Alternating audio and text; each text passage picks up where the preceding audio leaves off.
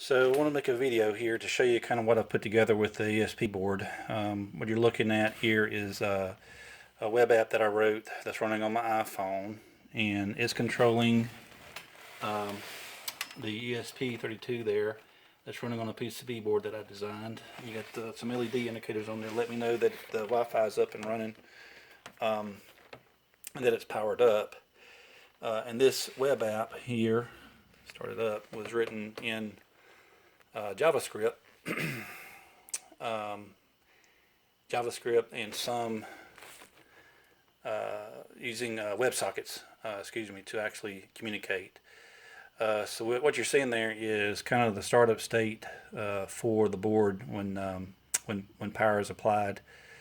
So I've got two sliders here for setting the on time and the off time for my Livewell pump. And this works very well. So if I hit the on and off switch there, you can probably should hear the pump running, and you can see that there's an LED letting me know that the pump is on, so I can see it from a visual indication there.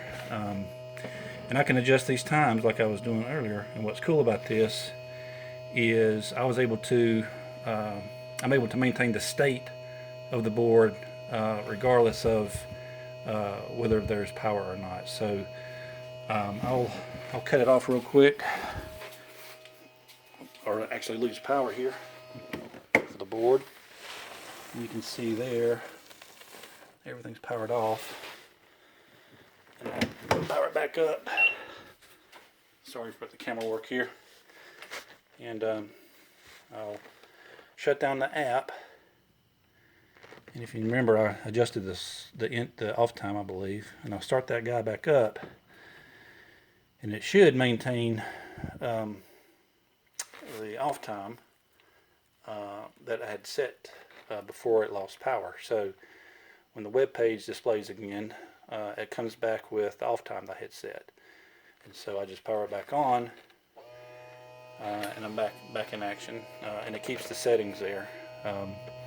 And then, so there's information going two ways. There's the on and off time that's being sent to the controller, the ESP, and then the actual time is actually coming back here on the web page too to let me know how much more time is left. I think I forgot to explain the on time is in minutes, so that's 1 minute on time and 5 minutes off time, and then the timer is in seconds. So I haven't taken the time to kind of work out the actual time indication there for minutes or seconds. So it works pretty well. Hopefully that's something similar to what you're looking for in your project. If not, let me know. But I'd love to hear your comments on whether or not this is something that can be reused for your work. Look forward to hearing from you. Thank you.